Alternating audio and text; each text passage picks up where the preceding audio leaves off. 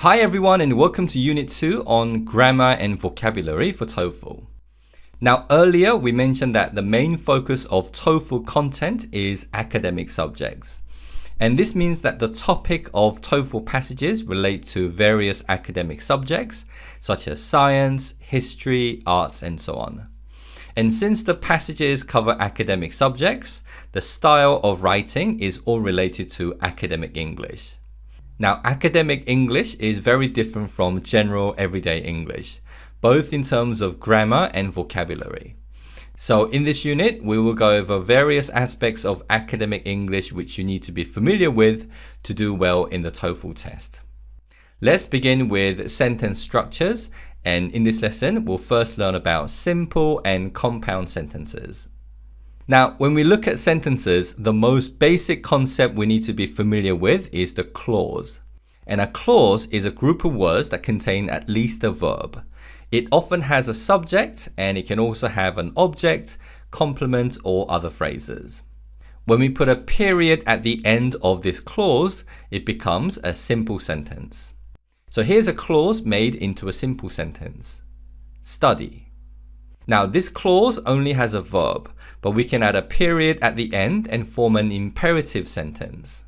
Imperative sentences always begin with a verb, and this is perhaps a sentence commonly said by teenage mothers around the world. However, let's add a few other elements to this sentence. I study English. Now we have a subject, a verb, and the object of the verb. And we put a period at the end to make it into a simple sentence. Let's expand this sentence a little further. I hardly ever study English. So now we've added the extra element, the adverb hardly ever, but it still has a single subject and a single verb. So this is still a simple sentence. Now let's expand this sentence even further. I hardly ever study English at home. Now we have the prepositional phrase at home, but we could also have another prepositional phrase on top of this. But this sentence still has a single subject and a single verb, so it's still a simple sentence. The subject in the simple sentence can also be a compound noun. So we can say, my brother and I hardly ever study English at home. However, compound nouns are still single subjects, so this is still a simple sentence. So a simple sentence is a sentence that contains a clause, and a clause is a group of words with a verb, and it often includes a sentence subject, object of the verb, and other extra elements such as adverbs and prepositional phrases. A clause that can be made into a simple sentence is often called an independent clause. Let's now take a look at forming compound sentences. Now, compound sentences are sentences that have two or more independent clauses, and we can join independent clauses with coordinating conjunctions. There are 7 coordinating conjunctions, and they are often referred to as fanboys: for, and, nor, but, or, yet, and so. Here's an example compound sentence. I hardly ever study English, but my brother studies English all the time. Now, this sentence has 2 independent clauses, and they are joined by the coordinating conjunction but. And coordinating conjunctions are generally used in the middle of the 2 clauses.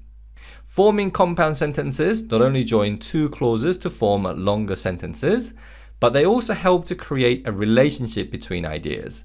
And learning what kind of relationship different conjunctions help to form is an integral part of TOEFL. Each of these conjunctions help to form a specific relationship, and we use for to give reasons similar to because, and to add another similar idea, nor to present an alternative negative idea, but to show a contrasting idea, or to present an alternative idea, yet to show a contrasting idea, and so to show an effect.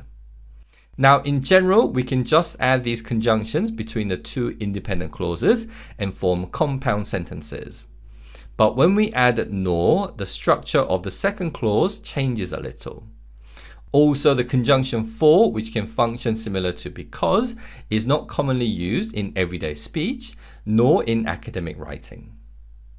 Now, following this lesson, there is a quiz and we also have exercise sheet so that you can practice forming your own simple compound sentences. So do make sure to use all the resources available for you. Okay, so today we briefly looked at the concept of a clause and how we can put a period at the end of a clause to make it into a simple sentence. And we also looked at how we can join two independent clauses using coordinating conjunctions to make a compound sentence. That's it for this lesson on simple and compound sentences.